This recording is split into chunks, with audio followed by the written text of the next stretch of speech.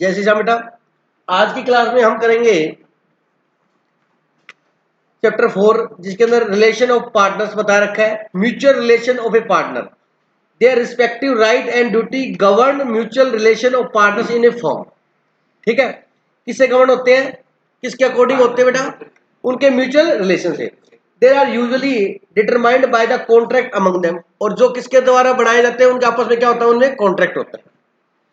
Such contract may be expressed और may be implied और by a course of dealing. समझ आ गया? मतलब वो एक्सप्रेस हो सकता है, इम्प्लाइड हो सकता है, और कैसे बिजनेस में डीलिंग होगी उसके अकॉर्डिंग वो अपना कॉन्ट्रैक्ट बना सकते हैं। However this rule is subject to the provision of the partnership act section 11। कहता है सेक्शन 11 को ध्यान में रख के हम प्रोविजन बनाते हैं। सर जी मतलब क्या, ऐसा कोई भी बात नहीं डालते जो इलीगल हो। समझ आ गया? जो पार्टनरशिप एक्ट के अकॉर्डिंग होनी चाहिए। ठीक है जी। अब क्वेश्चन के अंदर बताया हुआ है कि पार्टनर के अंदर जो है वो राइट ऑफ पार्टनर, पार्टनर के क्या राइट है सभी को पता है। ये आपसे अगर सीधा क्वेश्चन आ जाए पेपर में पार्टनर के राइट क्या, आप सब लिख दोगे। प्रॉफिट में शेयर लेगा, बिजनेस में मैनेजमेंट में लेगा, बुक्स ऑफ अकाउंट देखेगा, सब कुछ लिख दोगे, नहीं लिख दोगे? Number 1, right to take part in business. कोई डाउट है किसी को? आगे एक लाइन पढ़ लो, यही लिखा हुआ है। कोई डाउट है तो बोल दो। लिखा है subject to the contract between the partners, every partner has a right to take part of the conduct of the business. Subject to contract ये लिखा है। अगर मान लीजिए कोई कॉन्ट्रैक्ट ऐसा बना रखे भाई आप बिजनेस में पार्ट नहीं करोगे, आप स्लीपिंग हो, कॉन्ट्रैक्ट में लिख के उसको बाउंड किया हुआ है ना आने के लिए, तो फिर वो बात अलग है। इसलिए क्या लिखा है, subject to contract. Subject to contract मतलब सब्जेक्ट टू कंडीशन हो गया। अगर कॉन्ट्रैक्ट में ऐसा कोई, अगर कोई कॉन्ट्रैक्ट ना है तो अलग बात है, नहीं तो सभी को क्या होता है, राइट होता है। बोलो बात समझ आएगी?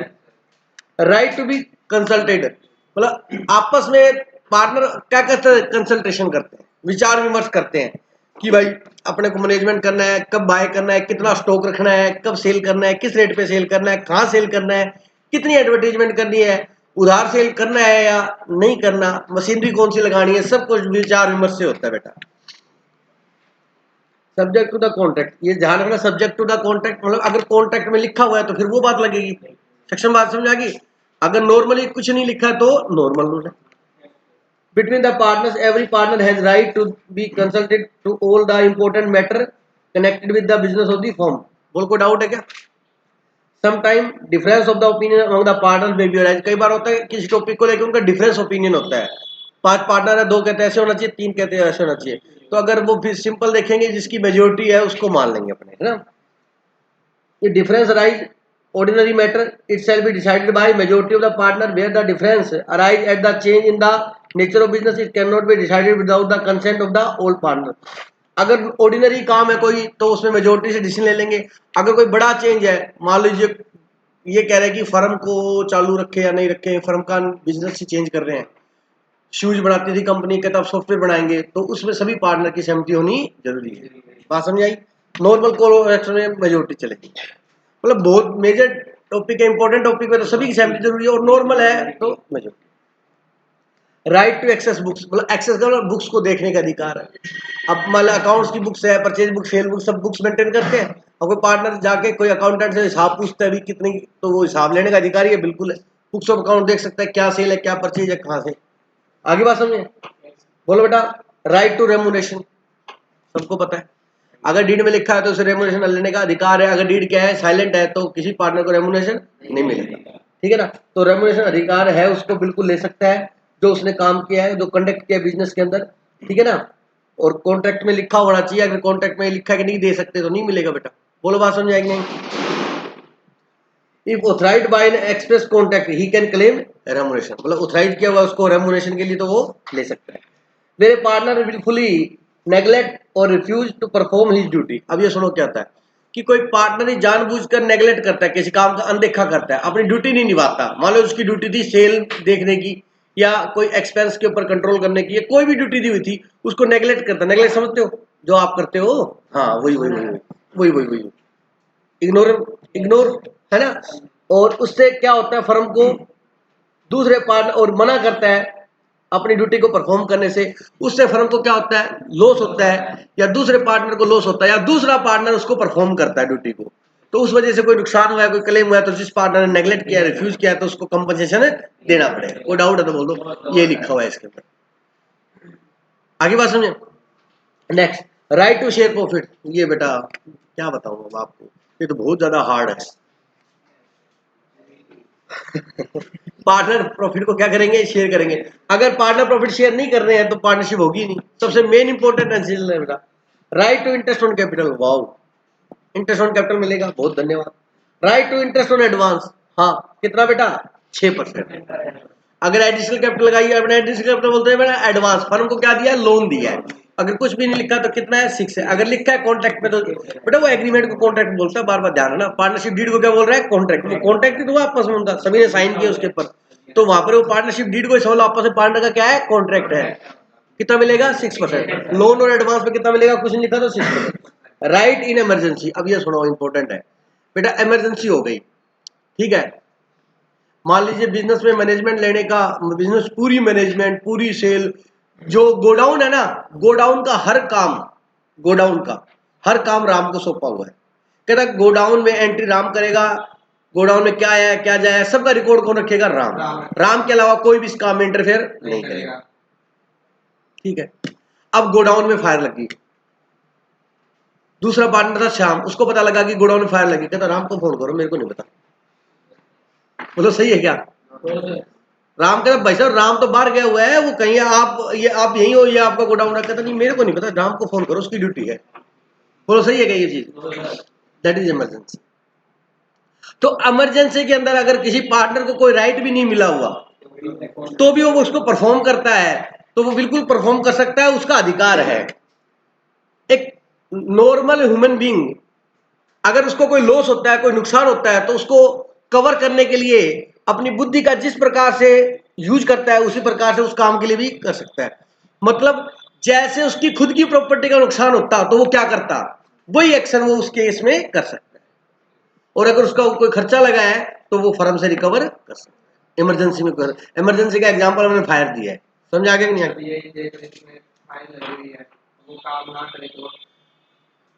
ना करे तो बेटा ना करे, फिर क्या इलाज, नहीं करा तो नहीं किया उसने।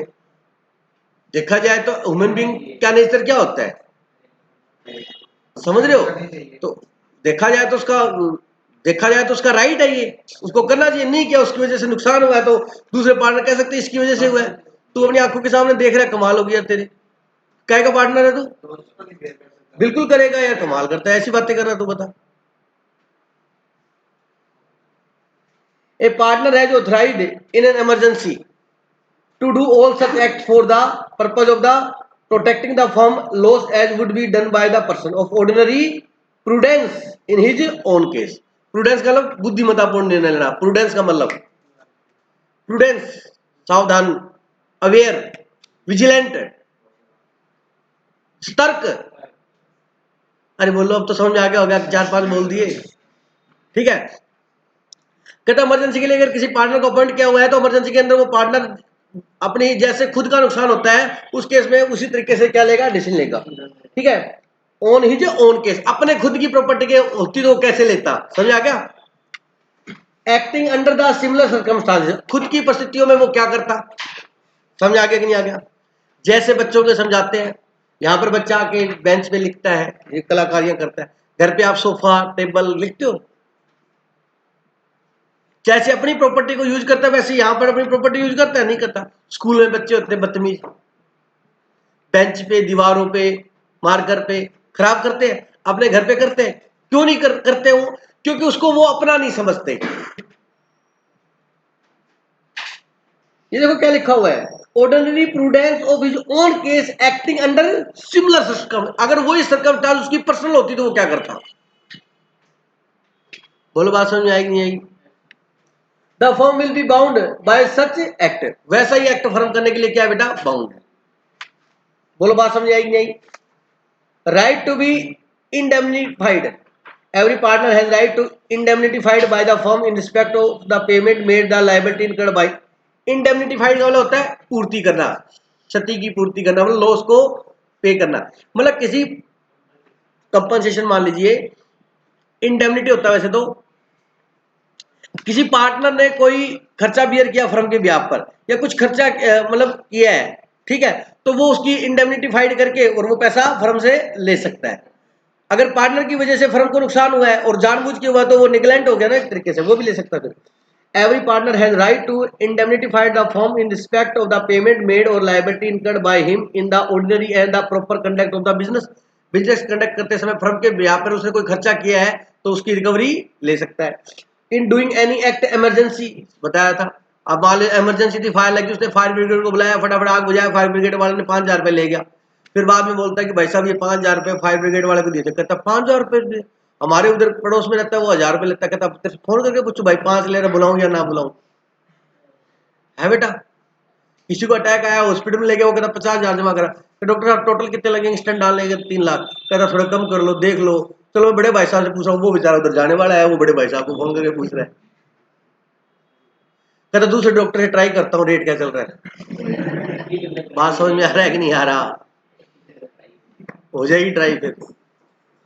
तो इमरजेंसी के अंदर उसने कोई खर्चा किया है, प्रोटेक्शन, नुकसान को भरपाई करने के लिए, नुकसान को रोकने के लिए, उसकी सुरक्षा के लिए, तो वो फर्म से इंडेमनिफाइड करवा सकता है। ये सबको पता है। Right agent of the firm, firm को, पार्टनर को फर्म का क्या मानते हैं, एजेंट। एक पार्टनर ने जो भी काम किया उसके लिए पूरे पार्टनर क्या है, जिम्मेवार है। क्योंकि एक पार्टनर होते हुए भी पार्टनर भी है और एजेंट की भूमिका में भी। ये बात मैंने कई बार बता दी आपको। Right to prevent admission of new partner, बिल्कुल सही है। अब मान लीजिए राम श्याम मोहन 3 पार्टनर है, एक नया पार्टनर आ रहा है, ठीक है, और नया पार्टनर आ रहा है, उससे श्याम से बिल्कुल नहीं बनती, झगड़ा है उसका बहुत। तो वो कहता भाई साहब इसको पार्टनर नहीं बनाओगे आप, क्योंकि मेरा इससे बहुत पुराना झगड़ा है, मेरे को ये बिल्कुल भी पसंद नहीं है। कोई हमारा फैमिली डिस्प्यूट था पहले का, या कोई प्रॉपर्टी में डिस्प्यूट था, काफी टाइम से डिस्प्यूट चल रहा है हमारा, बिल्कुल इनसे आना जाना बोला बिल्कुल बंद है। वो कह दूसरा पार्टनर कहता नहीं, तेरा है हमारा तो नहीं है, हम तो बुलाएंगे। बोलो सही है गलत है। तो किसी भी पार्टनर को वो एडमिट होने के लिए क्या कर सकता है, प्रिवेंट मतलब रोक सकता है। मतलब नया पार्टनर एडमिट होगा ना तो नॉर्मली सबकी सहमति से ही होगा, समझ आ गया। Every partner has right to prevent the admission of new partner in the firm without consent of all partner और where partnership is at will give notice in writing to the all other partner. समझ आ गया। तो पहली बात तो सबकी सहमति से होना चाहिए। अगर एट विल है कि किसी अपनी इच्छा से पार्टनर बना सकते हो आप, तो भाई किसी को पार्टनर बनाते हो तो आप क्या, तो सभी को नोटिस दो भाई हम इसे पार्टनर बना रहे हैं।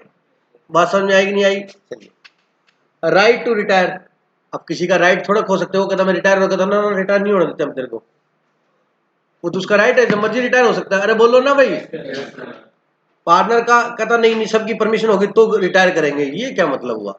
आप तो उसकी आजादी छीन रहे हो। 1947 में आजाद हुआ था वो, 1947 में इंडिपेंडेंट हुआ था, तो आप उसकी आजादी कैसे छीन सकते हो। तो रिटायर हो सकता है। हाँ एडमिशन में अलग बात है, वो पार्टनर नहीं उसको बना रहे तो सबकी सहमति लो या नोटिस, लेकिन रिटायरमेंट तो उसका जन्मसिद्ध अधिकार है। अरे बोलो भाई, धन्यवाद। Right not to be expelled, expelled का मतलब निकाल देना जबरदस्ती। फर्म को ना बहुत ज्यादा प्रॉफिट होने लग गया। राम श्याम मोहन 3 पार्टनर है, राम और श्याम ने मिलकर आपस में टाई अप किया है, एक काम करते हैं इस मोहन को सताना शुरू कर देते हैं और ये फर्म छोड़ के चला जाएगा, अपना दोनों का प्रॉफिट, क्योंकि इन फ्यूचर अपना प्रोडक्ट बहुत अच्छा बिक रहा है और अपने को फ्यूचर में प्रॉफिट ज्यादा ही होना है। 3 में ना बढ़ के कितने बटेगा, 2 में। कहता यार ये रिटायर भी तो नहीं हो रहा, कहता रिटायर नहीं हो रहा, इसको रिटायर करने के मजबूर कर देते, इसको टॉर्चर करना स्टार्ट कर देते अपने। समझ रहे हो क्या। जैसे आप आते हो क्लास में किसी बच्चे को टॉर्चर करना स्टार्ट कर देते हो कि इसको क्लास में छुड़वाना है, इसकी क्लास ही छुड़वानी है इसकी अपनों ने। अरे बोलो बात समझिए, एग्जाम्पल दे रहा हूँ प्रैक्टिकल, ये अच्छे से समझ में आएगा आपको। मतलब आप किसी को टॉर्चर करते हो तो बच्चा क्या करेगा, वो लास्ट में क्लास छोड़ देगा। गलत है, हुआ था एक हमारे बैच में भी। मतलब जानबूझ के ऐसे करते बेटा।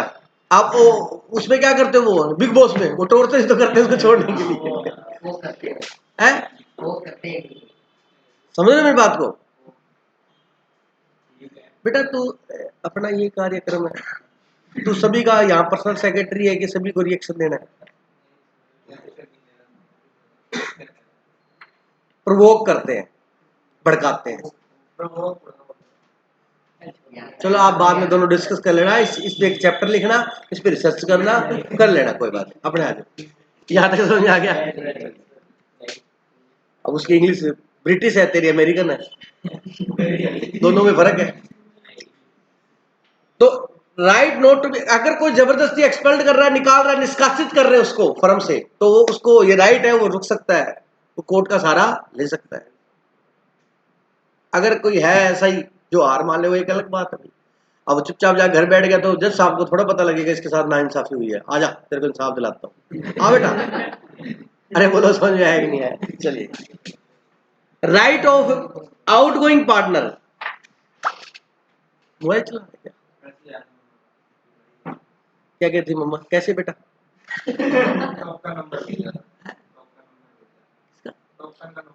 टोकन का नंबर? किस चीज का token?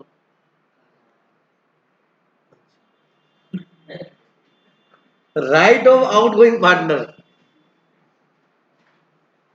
Right of outgoing partner. Outgoing partner क्या होता है? जो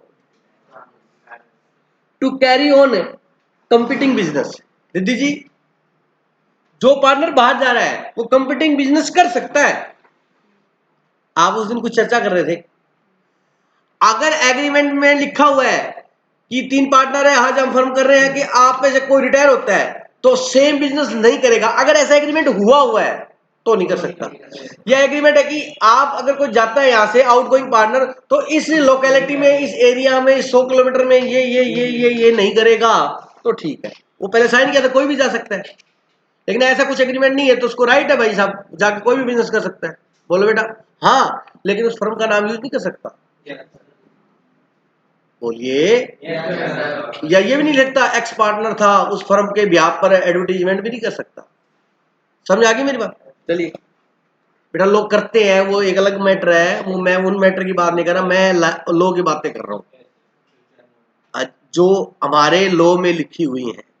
आपको पता है हर चीज लॉ के अकॉर्डिंग नहीं होती। Subject to a contract to the contrary on outgoing partner में, subject to the contract of contrary, अगर इसके अगेंस्ट कोई कॉन्ट्रैक्ट ना है, नहीं है, समझे? कॉन्ट्रेरी, कॉन्ट्रेरी मतलब इसके अगेंस्ट में कोई कॉन्ट्रैक्ट नहीं है। ऑन आउटगोइंग पार्टनर में carry on A business competing with the firm and he में एडवर्टाइज सच बिजनेस, और अपने बिजनेस की क्या कर सकता है? एडवर्टाइजमेंट भी कर सकता है, but without using the firm name, representing himself as a carrying on the business of the firm, और मतलब फर्म का नेम यूज नहीं कर सकता, और अपने आप को फर्म का, बिजनेस का रिप्रेजेंटिंग नहीं कर सकता कि मैं उस फर्म में था, ये है, वही मेरी बात है, वही फर्म है, एक ही बात है। समझ रहे हो? और थर्ड, सोलिसिटिंग क्या होता है? प्रार्थना करना, किसी से रिक्वेस्ट करना। Soliciting the custom of person who were dealing with the firm before he cease to be partner, मतलब जो फर्म के पुराने कस्टमर है, इसको सही करो यार, कस्टमर आएगा ना।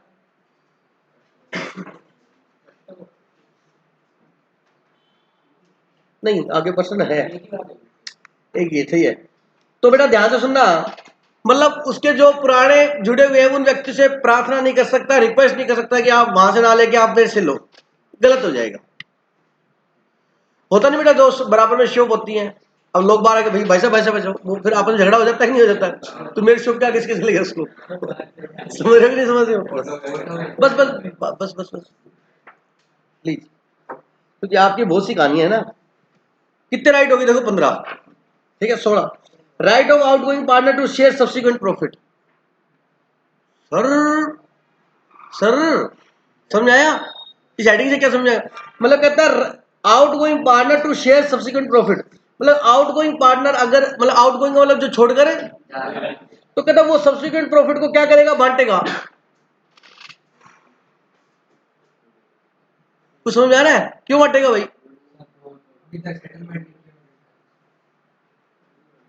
सेक्शन 37 देख लिया तो नीचे लिखा हुआ नहीं देखा? वेरी गुड, कराया था ना।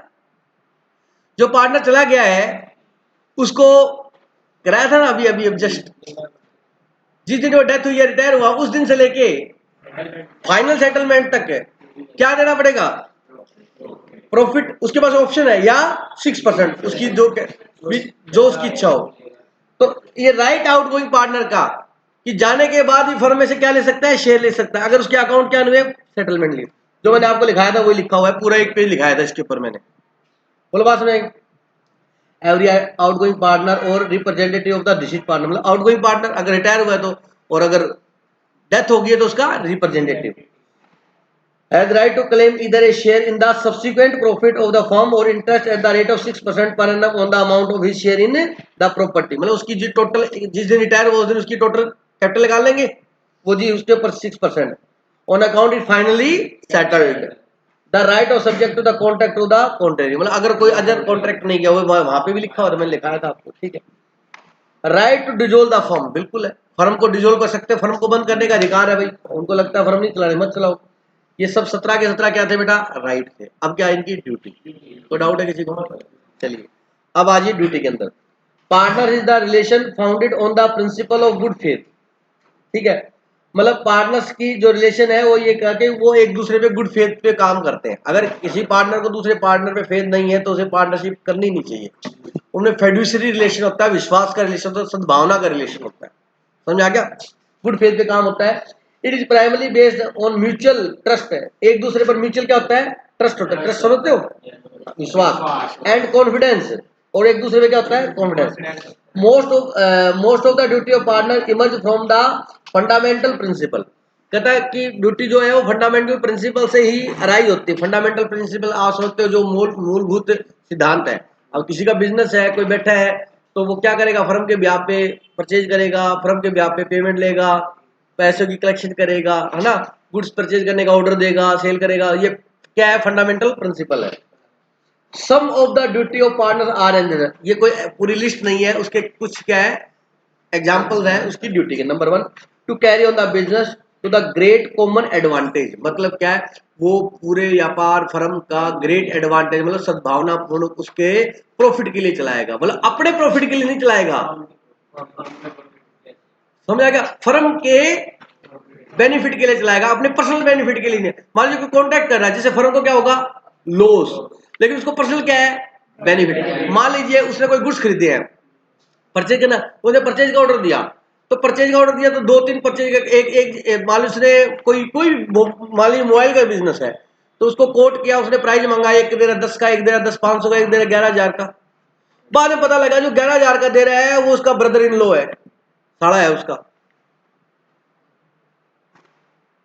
वो कहता है जीजा जी ये ऑर्डर मेरे को दिला दो आप। अब उसने क्या किया कि चल ठीक है यार तू ले ले ऑर्डर। देखा जाए तो उसका पर्सनल इंटरेस्ट था वहां पे, यस, फर्म को तो नुकसान हो गया 1,000 रुपए मोबाइल का, समझ आ गया? तो ये ड्यूटी है कि पर्सनल बेनिफिट एडवांटेज को नहीं देखना चाहिए, किसको, फर्म के एडवांटेज को देखना चाहिए। बोलो बात समझ आएगी नहीं? Every partner is bound to carry on the business of the firm is the greatest common advantage of the whole partner. Therefore, it is a partner deserve any profit of himself from any transaction of the firm or from the use of the property or business connection of the firm or firm name. It is bound to pay the, clear है? चलिए, to be just and faithful, firm के प्रति वो क्या होना चाहिए, बिल्कुल honest होना चाहिए, बायोस्ड नहीं होना चाहिए। क्लियर है बेटा? बोलो नेक्स्ट। एक एक लाइन लिखी, जो मैं बोल रहा हूं वही लिखा हुआ है। टू रेंडर ट्रू अकाउंट्स, अब मान लीजिए कि हाथ में परचेज सेल है और एक्सपेंस है, तो वो एक्सपेंस बढ़ा चढ़ा के दिए, रिक्शे वाले को 50 लिख रहा है 120, जो आप करते हो हिसाब देते टाइम, मतलब उसको फर्म को अगर उसकी ड्यूटी भी अकाउंट्स मेंटेन करने की तो फर्म को क्या देना चाहिए, ट्रू अकाउंट्स देने चाहिए, true and fair, correct account provide करवाने चाहिए। टू गिव फुल इंफॉर्मेशन, बोलो कोई अगर फर्म के रिलेटेड कोई कॉन्ट्रैक्ट है, कोई उन्होंने टेंडर लिया है, कुछ भी लिया है, तो उसमें से कुछ पर्सनल बेनिफिट के कॉन्ट्रैक्ट थे, वो तो उसने क्या किया, अपना बेटे की फर्म थी वहां ट्रांसफर करवा दिए और दूसरे फर्म को ट्रांसफर कर ली, ले ली उसने, बेटा गलत है। और उस बात की सूचना भी नहीं दी, भैया टेंडर मेरी फर्म है दूसरी, उसमें मैं पार्टनर, उसमें दिला दिए। तो उसको फर्म के लिए ही सोचना है और फर्म को फुल इंफॉर्मेशन देनी है। बोलो बात समझ आएगी नहीं? कोई भी उसमें से कंसीलमेंट नहीं करनी, कंसीलमेंट का मतलब छुपानी नहीं है। टू इंडेमनी फॉर फ्रॉड, अगर उसने कोई फ्रॉड किया है और वो पकड़ा गया है तो भाई उसको क्या करना पड़ेगा, भरपाई करनी पड़ेगी, वो पैसा वापस देना पड़ेगा, पार्टनर चाहे उसको निकाल भी सकते हैं। बोलो बात समझ आएगी? चलिएगा। टू अटेंड डेलीजेंटली, सबको पता है ड्यू डिलिजेंस होता है ना, अरे बोलो, ड्यू डिलिजेंस क्या होता है?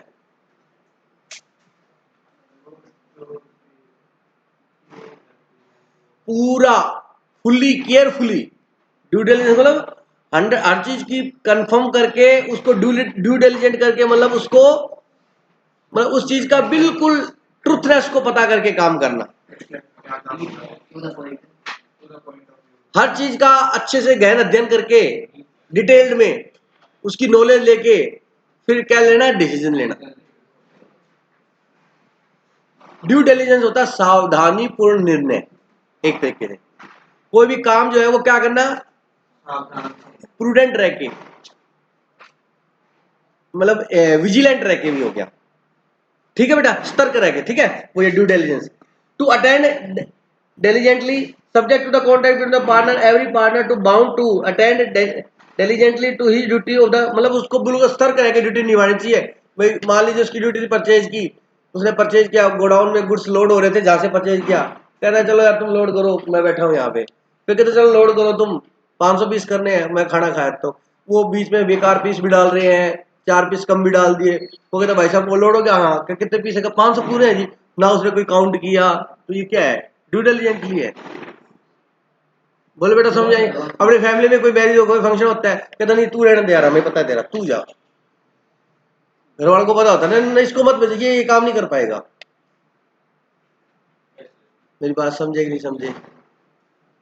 बोल समझे? चलिए,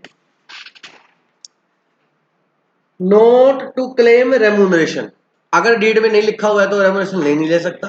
बोलो बात में, subject to the contract to the partner, the partner not entitled to receive remuneration to taking part of the conduct of the business. बोलो कोई डाउट है क्या? ड्यूटी टू शेयर लॉस, अकेला ये नहीं राइट है कि प्रॉफिट बांटने का, लॉस हुआ तो लॉस को भी बियर करेगा, ये इसके कर्तव्य है, ड्यूटी है। बोलो बात समझ आई नहीं?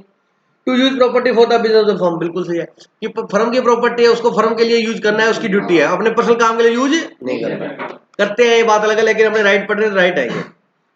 To account for private profit, अब सुनो मेरी बात, मान लीजिए उसने फर्म की ट्रांजेक्शन पर, क्या बेटा, या फर्म के रिसोर्स को, क्या, या फर्म की प्रॉपर्टी को यूज करके कोई पर्सनल प्रॉफिट कमा गया, तो ये उसकी ड्यूटी बनती है, वो प्रॉफिट किसको दे, फर्म को दे।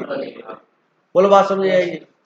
और तो फर्म का प्रॉफिट माना जाएगा, और वो प्रॉफिट सभी पार्टनर में क्या होगा, डिस्ट्रीब्यूट होगा, क्योंकि उसमें रिसोर्स, पैसा, ट्रांजेक्शन, इमेज, नेम किसका यूज हुआ है, फर्म का नेम। क्लियर हो गया? A partner is bound to account for and pay to the firm and the profit derived from himself or any other the following, किससे drive किया उसने, from any transaction, firm की transaction drive किया है, या उसने फर्म की property से ड्राइव किया है, या जिस बिजनेस में फर्म का नाम क्या था, कनेक्ट था, या तो उसकी ड्यूटी है कि वो उसको क्या करेगा, पे करेगा। हाँ, सब्जेक्ट टू कॉन्ट्रैक्ट मैंने पहले ऐसे लिखा है कि भाई वैसे करूंगा तो मेरा होगा, लेकिन होता नहीं नॉर्मली, वो प्रॉफिट किसको देना पड़ेगा बेटा, फर्म को देना पड़ेगा। कोई डाउट है क्या? Next, to accounts for profit of competing business, मान लीजिए कोई पार्टनर है, प्रेजेंट पार्टनर की बात हो रही है, और वो बिजनेस कर रहा है, और उसके पार्टनर भी है, और बिजनेस में हिस्सेदार भी, सब कुछ है। जो बिजनेस फर्म कर रही थी, सेम बिजनेस उसने कंपटीशन में स्टार्ट कर दिया फर्म के साथ, वहां उसने अपने बेटे जी को बिठा दिया, यहां वो पार्टनर है, और फर्म से क्या कर रहा है, कंपटीशन कर रहा है। तो बेटा अगर कॉन्ट्रेरी कॉन्ट्रैक्ट नहीं है, उसके अगेंस्ट कोई कॉन्ट्रैक्ट नहीं किया हुआ, तो ये रूल है कि आप फर्म के पार्टनर होके फर्म से ही कंपटीशन कर रहे हो। बोलो ये सही है, गलत है ना?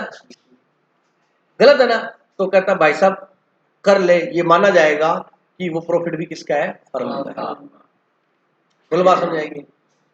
चलिएगा, no partner can carry on any business competing with that of the firm while he is partner, अगर वो क्या है, पार्टनर, पार्टनर बैठने के बाद तो कर सकते हैं।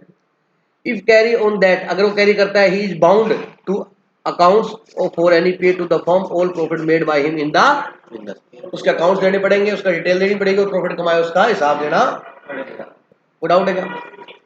To act within authority, मतलब जितनी उसको राइट दिए गए ना, जितनी उसको पावर दी गई है, उतना यूज करे, उस पावर से जाके बाहर ना, मतलब लिमिट में काम करेगा वो फर्म की। समझ आई?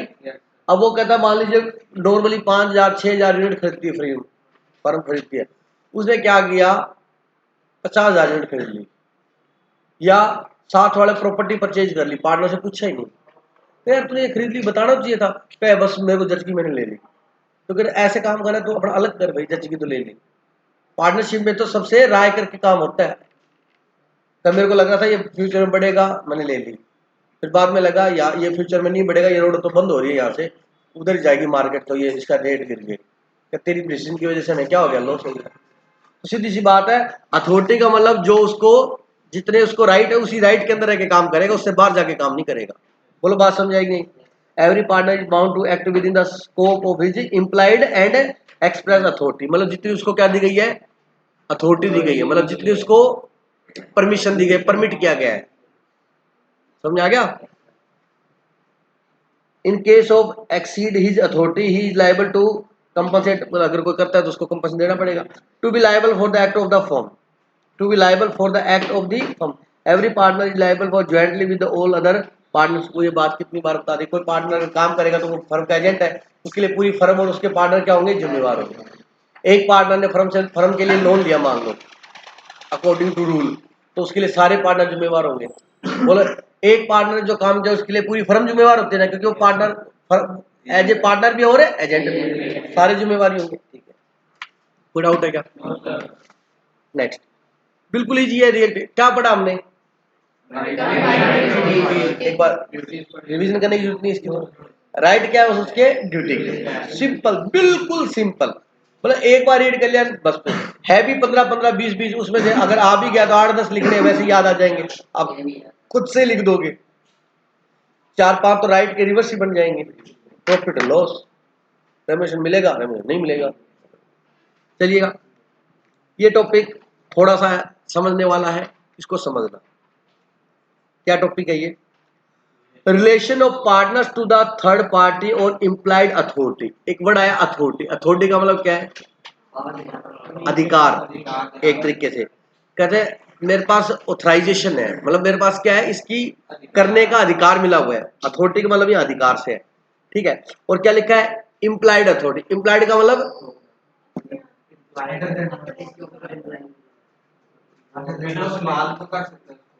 इम्प्लाइड मतलब होता है अदर उधर नहीं है भाई साहब, इम्प्लाइड कॉन्ट्रैक्ट नहीं पढ़ाया यार, मतलब ये अंडरस्टूड है, ये क्या है, अंडर अपने आप ही इम्प्लाइड है, ये समझ आ गया कि नहीं आ गया? ये उसको अधिकार है, मतलब उसको रियलिटी में हिंदी बोलो तो गर्भित अधिकार बोलते हैं। क्या बोलते हैं? अब आपको गर्भित, ठीक है, हाँ, गर्भित अधिकार मतलब इम्प्लाइडली है, उसके लिए आप उसको रोक नहीं सकते। जो पार्टनर बनता है, तो जैसे कि एक इंडिया में व्यक्ति पैदा हुआ तो उसकी इम्प्लाइड अथॉरिटी है कि उसका आधार बनेगा, उसका वोटर आईडी बनेगा, उसका शिक्षा का अधिकार है, इम्प्लाइड है ये सब कुछ, क्योंकि कॉन्स्टिट्यूशन में पावर दी हुई है। उसको अपने सुरक्षा का अधिकार है, उसे अपने चिकित्सा का अधिकार है, उसे शिक्षा का अधिकार है, उसको अपनी प्रोटेक्शन करने का अधिकार है। बोलो इम्प्लाइड है ये, पैसे लेने की जरूरत नहीं, इम्प्लाइड अथॉरिटी उसको, बोलो है या नहीं? इम्प्लाइड का मतलब जो पहले से ऑलरेडी उसको मिले हुए हैं, मतलब कुछ राइट जिसको बताने की जरूरत नहीं है। हेलो, जिसको तुषार उन राइट्स को बताने की जरूरत नहीं है, वो पार्टनर बनते के साथ एज इट इज अपने आप मिल जाते हैं, तो वो तो कर सकता है। और कुछ राइट ऐसे होते हैं कि वो इम्प्लाइड नहीं है, अगर उसे फर्म ने दिए स्पेशली तो यूज करेगा, नहीं तो।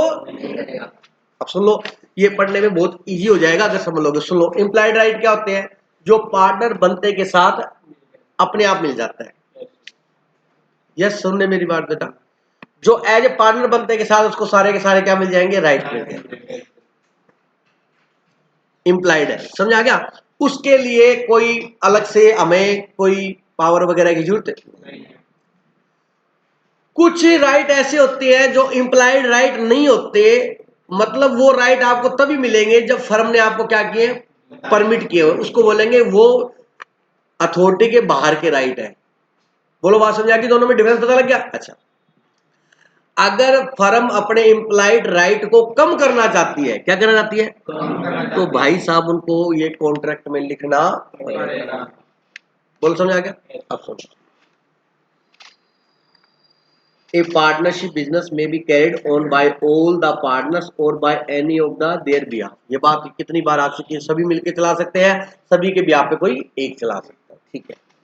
Thus every partner is an agent all the other partners in the firm। सबको पता है ये बात। For the purpose of the business of the firm subject to the contrary to the section 18। सुनना ध्यान से, कहता है एक पार्टनर दूसरे फर्म का वो सब क्या होगा, जिम्मेवार होगा, क्योंकि उसने जो काम किया है उसके लिए सारी फर्म क्या है, जिम्मेवार है। अब वो subject to the contract to the contract मतलब अगर उसके अगेंस्ट कोई कॉन्ट्रैक्ट किया हुआ है कि भाई साहब ये काम अगर तू करता है ना इसके लिए फर्म जिम्मेवार नहीं होगी, कॉन्ट्रैक्ट में लिख दिया तो नहीं होगी, फिर उसको पार्टनर को वो काम ही नहीं करना चाहिए। अगर वो करता है तो उसके लिए वो पर्सनल लाइबल है। बोलो बात समझ आएगी नहीं? तुषार समझ आ गई बेटा बात? मतलब अगर इस टॉपिक में हमने ये पढ़ना है कि इंप्लाइड अथॉरिटी क्या होती है, मतलब इंप्लाइड अथॉरिटी का मतलब क्या है, इंप्लाइड राइट, गर्भित अधिकार क्या है, जो मतलब अपने आप बनेंगे पार्टनर बनते। और दूसरा है जो इंप्लाइड अथॉरिटी नहीं है, ये क्वेश्चन इंपॉर्टेंट है। तीसरा क्वेश्चन है कि इंप्लाइड अथॉरिटी को हम कम कर सकते हैं, यस, कॉन्ट्रैक्ट करके आपस में क्या कर सकते हो, रिड्यूस कर सकते हो। 3 क्वेश्चन बनते हैं यहां से। According to section 91 subject to the provision of section 22 the act of the partner which is done to carry on the usual way business of the kind carried on by the firm binds of the firm the authority of a partner to bind of the firm conferred by the section of called is implied authority। मेरी बात सुनना, ये definition लिखी technically, मतलब जो आपको partner बनने पर कंफर्ट होकर फर्म के द्वारा दिए जाएंगे, मिलेंगे आपको, वो क्या है, आपके इम्प्लाइड अथॉरिटी है, उसके कॉन्ट्रेरी कोई कॉन्ट्रैक्ट ना किया, ठीक है। अब यहां से समझ में आएगा क्लियरली सेक्शन 22 क्या कहता है, सुनो बेटा।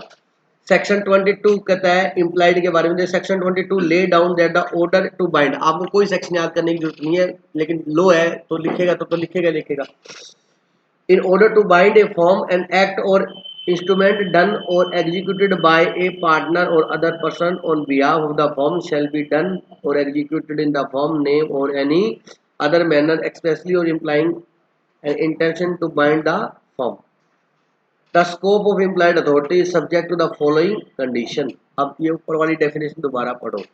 कहता है सब्जेक्ट, ये इम्प्लाइड के अंदर सेक्शन 2 में ये आता है कि कोई भी पार्टनर है वो फर्म के ब्याह पे कोई इंस्ट्रूमेंट लिख सकता है, मतलब चेक बोलो, चेक दे सकता है, फर्म के लिए लोन ले सकता है, ये सब इंस्ट्रूमेंट के कार्यक्रम कर सकता है। लेकिन उसको इम्प्लाइड अथॉरिटी को यूज करते हुए इन बातों का ध्यान रखना चाहिए। क्या? नंबर 1 कि वो ये काम है ना एज ए पार्टनर की कैपेसिटी में करे। किसकी कैपेसिटी में करे? पार्टनर की कैपेसिटी में, मतलब पार्टनर की कैपेसिटी में काम कर रहा है, इसका मतलब वो फर्म के लिए काम कर रहा है। अब मान लीजिए उसने पर्सनल नाम से कोई प्रॉपर्टी अपने घर के लिए प्रॉपर्टी रेजिडेंशियल हाउस खरीदा है, तो फिर वो पर्सनल कैपेसिटी में काम करेगा, पार्टनर की कैपेसिटी में काम नहीं करेगा। तो साथ समझ आ गया? अब कोई पार्टनर है वो फर्म के लिए भी कॉन्ट्रैक्ट करता है और अपने पर्सनल कॉन्ट्रैक्ट भी करता है, बोलो करता है नहीं करता? तो फर्म के लिए कॉन्ट्रैक्ट करेगा तो एज ए पार्टनर की कैपेसिटी में काम करेगा, और पर्सनल करेगा तो पर्सनल कैपेसिटी में काम करेगा। अगर पर्सनल कैपेसिटी में कोई कॉन्ट्रैक्ट किया है तो उसकी जिम्मेवारी उसकी पर्सनल है, उसकी फर्म की जिम्मेवारी नहीं है। अगर पार्टनर की कैपेसिटी में कोई वर्क किया है, कोई कॉन्ट्रैक्ट किया है, तो उसके लिए पूरी फर्म क्या है? जिम्मेवार है। तो इम्प्लाइड अथॉरिटी में पहले कहता है इम्प्लाइड अथॉरिटी तब मिलेगी, पहली बात तो वो किसकी कैपेसिटी में काम करे। अगर उसने पर्सनल कोई कॉन्ट्रैक्ट किया था, उसको कंपनी देना पड़ गया, या कोई लड़ाई झगड़ा हो गया, या कोई मुआवजा देना पड़ गया, या कोई नुकसान हो गया, तो उसमें फर्म का कोई नुकसान नहीं, क्योंकि उसने वो कॉन्ट्रैक्ट पर्सनल कैपेसिटी में किया था। बोलो बात समझाई नहीं? तो पहला कहता है कि वो पार्टनर जो है, number 1 capacity as a partner if he done some act in the capacity other than the partner the firm is not liable. बिल्कुल क्लियर है बात? ठीक है। पार्टनर की कैपेसिटी में करें। Number 2 act must be relate to the normal business of firm. बिल्कुल है, जो फर्म का बिजनेस है उससे रिलेटेड होना चाहिए वो काम। अगर वो उससे रिलेटेड नहीं है तो फिर वो एम्प्लॉयड अथॉरिटी के अंदर दिया है। बोलो बात समझ आएगी नहीं? ठीक है। Third, act must be done in the usual way of carrying on the business. मतलब वो काम जो है ना यूजुअल वे में किया गया, मतलब ऑर्डिनरी हो। बिल्कुल, अगर कोई काम है वो फर्म के कोर्स से रिलेटेड है, लेकिन वो क्या है? एक्स्ट्रा ऑर्डिनरी है, मतलब ऑर्डिनरी कोर्स ऑफ बिजनेस का नहीं है, तो फिर भैया उसके लिए फिर आपको राय करनी पड़ेगी सभी पार्टनर। बोलो बात समझ आएगी नहीं?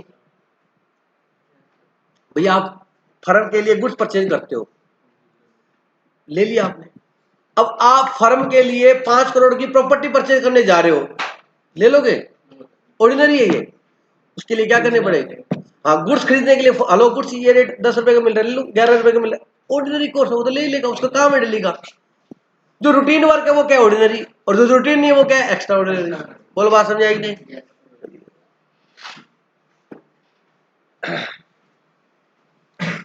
पहला क्या है, कैपेसिटी ऑफ पार्टनर होना चाहिए, दूसरा क्या होना चाहिए, नॉर्मल बिजनेस ऑफ फर्म होना चाहिए, और under way of carrying on the business usual, ठीक है, of the firm. In other word any act incidental और consequential of the normal business of firm may also be done by the partner. अगर वो normal course of business से related है या उससे संबंधित है तो वो भी वो काम कर सकता है। The act must be done in the name of the firm, और वो एक्ट वो कॉन्ट्रैक्ट वो सब काम किसके नाम, फर्म के नाम से करना चाहिए, ठीक है ना। For instance if A instrument drawn on behalf of the firm, मतलब फर्म के बिहाफ पे उसने कोई विनिमय साधे विलेख लिखा, विनिमय साधे विलेख और चेक है, डीडी, समझ रहे हो, बिल ऑफ एक्सचेंज, बीआर वगैरह लिखा है, द पार्टनर बस साइन इट फॉर, और पार्टनर उस पर क्या करेगा, sign, and on behalf of the firm, इसका लोग फर्म के बिहाफ पे साइन कर रहा है तो उसमें फर्म की क्या लग जाएगी, स्टैंप लग जाएगी। देखो भाई खुद के लिए पर्सनल चेक, पर्सनल बच्चे की फीस जमा कराने के लिए चेक काट रहा है, तो वो जो चेक पे साइन कर रहा है वो अपने नाम से कर रहा है, और किसकी कैपेसिटी में, पर्सनल कैपेसिटी में, और जो फर्म की चेकबुक पे साइन कर रहा है वो किसके, उसमें, ठीक है ना, on behalf of the firm and not in the individual capacity. बोलो बात समझ आ गई? तो ये बातें, चार बातें पूरी होनी चाहिए, अगर इम्प्लाइड अथॉरिटी है तो हम उसे मान लेंगे। अब नीचे एग्जांपल दिया कि कौन कौन से इम्प्लाइड है और कौन कौन से इम्प्लाइड से बाहर है। बोलो बात समझ आएगी? अब कौन कौन से एम्प्लॉयड है बेटा, बिल्कुल सिंपल है, बाय गुड्स, मैं बार बार बोल रहा था, सेल गुड्स, बोलो ठीक है, बाय थिंग नेसेसरी, नेसेसरी चीजें खरीदनी है कोई ऑफिस के लिए, ठीक है जी, टू एक्सेप्ट पेमेंट, अब उधार माल बेचा हुआ वो पेमेंट देने आया, कहता नहीं नहीं मैं नहीं लूंगा, वो आएगा वही लेगा, यार कमाल करता है। इम्प्लाइड है कि अगर फर्म में कोई किसी से पैसा लेना है और कोई पार्टनर बैठा और वो किसी भी पार्टनर को दे दे तो क्या मानोगे, एक्सेप्ट करोगे, ठीक है जी।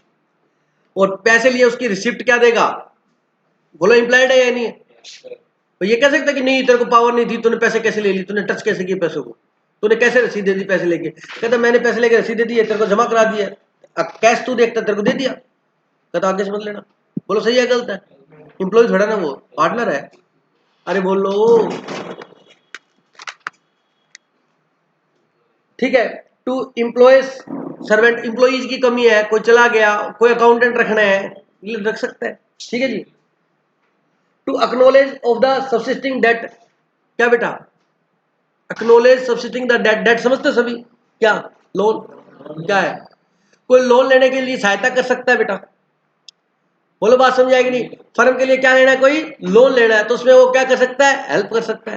भाई अच्छा वहां से लोन ले लो, वो मैनेजर तो अपना जानकार है, मैं बोल दूंगा उसको अपनी फर्म, भैया मेरी फर्म है, तो उसमें हेल्प कर सकता है, बिल्कुल कर सकता है। To borrow money on credit of the firm, firm के लिए पैसा उधार ले सकता है, फर्म के लिए प्लस गुड्स और borrowing money on behalf of the goods को क्या कर सकता है, प्लस कर सकता है, गिरवी रख सकता है, फर्म के लिए पैसा चाहिए, अरे बोलो ना।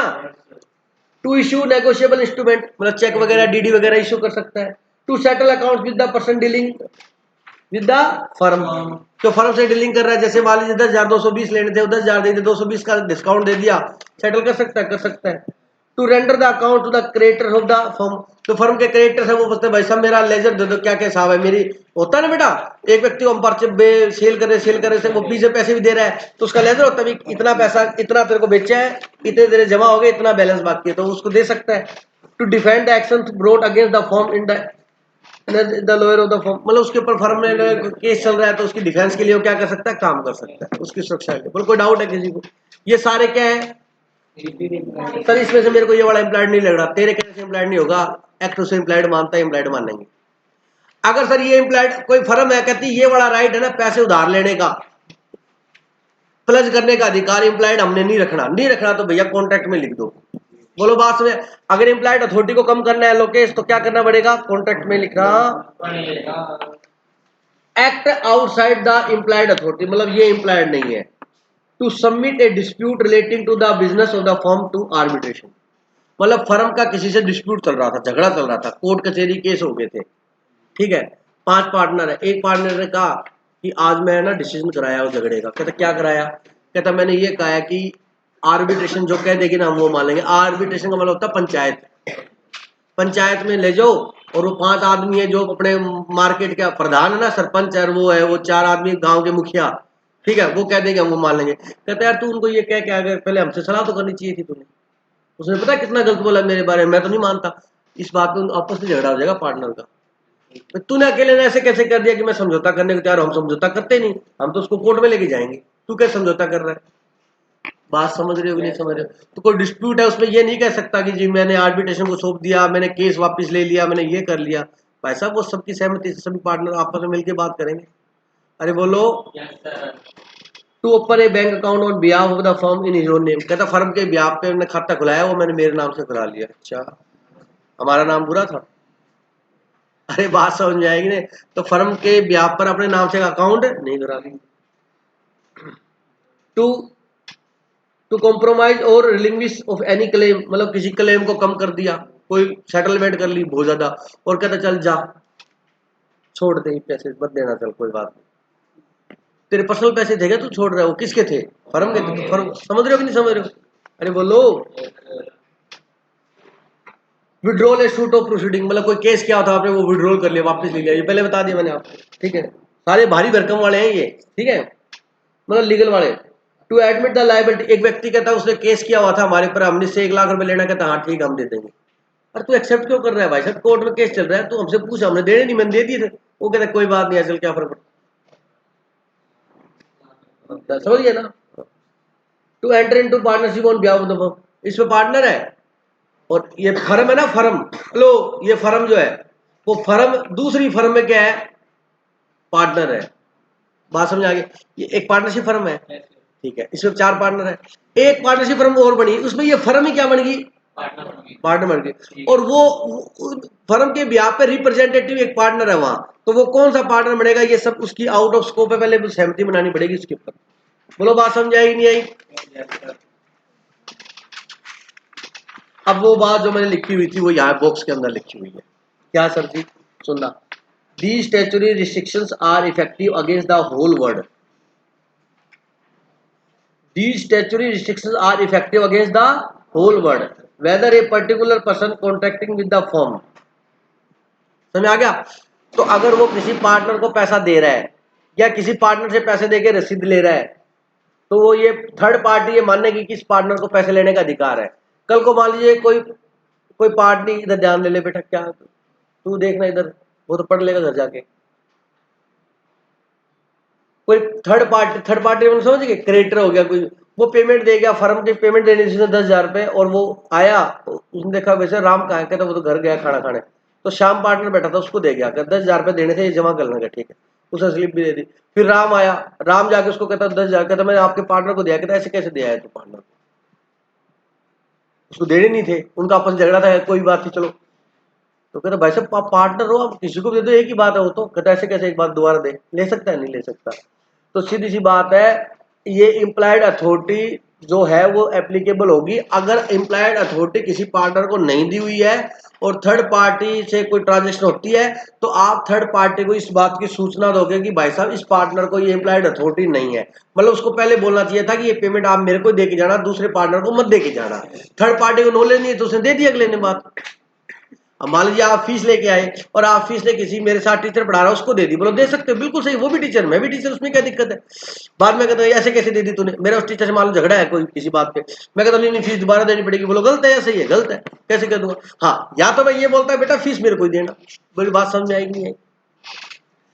These statutory restrictions are effective against the whole world, मतलब ये statutory restrictions है वो पूरे वर्ल्ड पे है। Whether a particular person contracting with the firm known about them or not, मतलब वो जो थर्ड पर्सन फर्म के साथ कांटेक्ट कर रहा है वो उसके बारे में जानता है या नहीं जानता। Therefore the firm will not be liable to any third party for any of the above act of a partner. समझ आ गई मेरी बात? A partner can bind by any of these act only when he is expressly और authorised to do that और use of the custom of trade allow him to do the act. मतलब simple सी बात ये है कि बेटा वो पूरे राइट उसको पूरे वर्ल्ड के अगेंस्ट है। अगर कोई कस्टमर या कोई व्यक्ति कोई पर्सन फर्म से कोई ट्रांजैक्शन करता है क्या कोई पैसे की, तो अपने को ये नहीं कह सकते कि वो नहीं कर सकता। अगर वो एम्प्लॉयड अथॉरिटी के अंदर है तो वो कर सकता है, और वो आउट ऑफ स्कोप है एम्प्लॉयड अथॉरिटी से, तो फिर वो सारों की सहमति से ही होगा, ये नॉर्मल है। अब देखो रिस्ट्रिक्शन बाय कॉन्ट्रैक्ट, आप इम्प्लाइड अथॉरिटी पे क्या लगा सकते हो, रिस्ट्रिक्शंस लगा सकते हो। क्या लगा सकते हो बेटा, रिस्ट्रिक्शंस। क्या, पार्टनर में by contract between all the partner restrict the implied authority of any partner. बोलो बात से, किसी भी पार्टनर की इम्प्लाइड अथॉरिटी क्या कर सकते हो, कम। मान लीजिए किसी पार्टनर को है ना कोई ज्यादा ही बोलने की आदत है, उसको कुछ पता ही नहीं अच्छे बुरे का, बस जो मन में आता है बोलता, तो आपने कहा यार ये कभी किसको बोल देगा ना, तो आप कहते हैं भाई साहब वो पार्टनर कुछ भी कहना उसकी बात को आप इग्नोर किया करो, उनको गुस्सा उनका जल्दी आता है, उसका बीपी जल्दी बढ़ता है थोड़ा। मेरी बात समझ रहे हो कि नहीं समझ रहे हो? Therefore, any restriction imposed or implied authority of a partner by a contract between all the partner will be effective provided the third party with whom the partners deal known of such restriction। कहता third party को इस restriction के बारे में पता होना चाहिए। कल को थर्ड पार्टी को नहीं पता था, इसको पैसे नहीं देने, उसने दे दिए, तो इसका मतलब थर्ड पार्टी लायबल नहीं है, आप जिम्मेदार हो। आपको थर्ड पार्टी को इस बारे में पता था, हमें क्या पता थर्ड पार्टी को कि इसकी इम्प्लाइड अथॉरिटी आपने कम की हुई है। बोलो बात समझाएंगे। अगर किसी पार्टनर की एम्प्लॉयड अथॉरिटी कम की है तो आपको थर्ड पार्टी जिससे ट्रांजेक्शन कर रहे हो तो आपको खुद को उसको सूचना देनी पड़ेगी। पार्टनर्स अथॉरिटी इन इमरजेंसी, वही लिखा हुआ है, ये अलग से टॉपिक बना के दिया। इमरजेंसी वाला हम पढ़ चुके हैं किसके अंदर, राइट के अंदर। तो बेटा इमरजेंसी के अंदर वो वैसे डिसीजन लेगा जैसे वो पर्सनल सर्कमस्टांसिस में लेता, और अगर उसने कोई खर्चा किया तो वो फर्म से रिकवर ले सकता है, ये लिखा हुआ। कोई डाउट है किसी को? टॉपिक नंबर 5 बिल्कुल सिंपल है, एक पेज का है ये। हालांकि इसको अलग से लिखने की जरूरत नहीं है, लेकिन क्या किया सुन लो, ये नया चैप्टर नहीं है, मतलब फर्म की लायबिलिटी को यहां पर सारों को इकट्ठा लिख दिया, तो पिछले वाले पॉइंट यहां आएंगे, तो आप ये मत कहना कि दोबारा कैसे आ गया। टॉपिक का ही नाम क्या है, फर्म की क्या क्या लायबिलिटी होती है, फर्म की क्या क्या लायबिलिटी होती है, टॉपिक का ही नाम ये है। ये फर्म की लायबिलिटी फटाफट से देख लीजिए, 7 लायबिलिटी दी हुई है, फटाफट देखिए प्लीज, फिर मैं समझाना शुरू करता हूं। फर्म की लायबिलिटी आगे सारी ये दोबारा से है, यहां पर इकट्ठी करके दी है, कंसोलिडेट करके दी है कि ये लायबिलिटी किसकी है, फर्म की है। ये आई हुई है पीछे सारी, एक दो एक्स्ट्रा है, जल्दी रीड करो बेटा।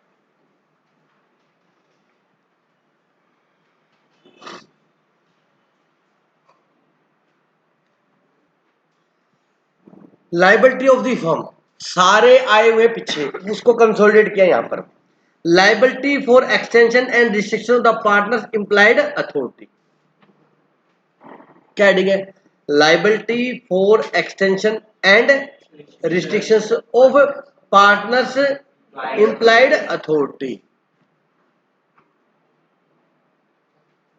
The partners in a firm में by a contract between them extend or restrict the implied authority of any party। ये लाइन समझ आ गई? कॉन्ट्रैक्ट है, किसी भी पार्टनर की इम्प्लाइड अथॉरिटी को क्या कर सकते हैं, बढ़ा सकते हैं, या क्या कर सकते हैं, कम कर सकते हैं। ठीक है, any restrictions imposed on the implied authority of any partner will have no effect against the third party। ये बात मैं 10 बार बता चुका हूँ कि आप इम्प्लाइड अथॉरिटी उसकी कम करते हो, ज्यादा करते हो, उसे थर्ड पार्टी के इफेक्ट नहीं होगी। जो इम्प्लाइड है वो उसको इम्प्लाइड ही मानेगा। कब तक, जब तक आप थर्ड पार्टी को उसके बारे में इंफॉर्मेशन नहीं हो जाती, अनलेस वो लिखा है आगे, the party with whom the partner is dealing his notice of the such restrictions or the party does not know now to believe that is dealing with a partner is a। जब तक उसे ये नहीं पता लगता कि इसको restriction लगा रखी है, जब तक उसे ये नहीं पता लगता कि जिससे आप डील कर रहे हो फर्म का पार्टनर के, उसको इस डीलिंग के लिए फर्म का पार्टनर नहीं मानते, मतलब उसको इससे डील किया हो, फर्म से डील किया हो, नहीं माना जाएगा। तो ये उसकी क्या है बेटा, liability for extension and restriction of partners implied authority. मतलब क्या हुआ, ये फर्म की लायबिलिटी है कि वो अपने दायित्व है ये फर्म का, क्या लायबिलिटी का मतलब वो अकाउंट, वो बस समझना कुछ पैसा देना है, सब इकट्ठी लिखी है इसमें। मतलब कि फर्म की लायबिलिटी है वो उसको बढ़ा भी सकती है और कम भी कर सकती है, फर्म के ऊपर। बोलो कोई डाउट है? Liability for act done in emergency करा दिया, बोलो बेटा इमरजेंसी में क्या लायबिलिटी आपको, liability for act done in the name of the firm, in the name of the any act done or instrument executed by a partner or other person on behalf of and the name of the firm with an express or implied intention to bind on the firm is liable for the same। अगर firm का कोई check काटा है किसी partner ने firm के name पे, तो उसकी पेमेंट देने के लिए कौन जिम्मेवार है, फर्म जिम्मेवार है। बोलो बात समझ आएगी नहीं? Liability for admission by a partner, liability for admission by a partner, क्या मतलब हुआ?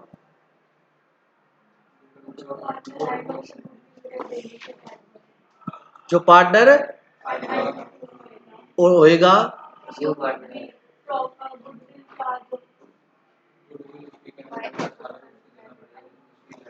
सुनो, liability for admission by a partner, admission और representation made by a partner concerning the affair of the firm is evidence against the firm. If it is made in the ordinary course of the business, the firm is liable and bound by such admission or representation by any partner, but admission or representation made by a partner beyond the scope of his implied authority with not bind of the firm. अब बताओ क्या समझ में आया? अगर firm ने उसे implied authority के अंदर नए पार्टनर को क्या किया है? एडमिट किया है, तो उसको सारे राइट वगैरह जो भी है वो उसको सारे मिलेंगे बेटा, और उसके लिए वो रहेगा। अगर उसके लिए फर्म ने उसको एडमिट नहीं किया हुआ तो उसके लिए फर्म जिम्मेवार नहीं होगी। दोबारा पढ़ो एक बार, इसको नहीं समझ में आया आपको?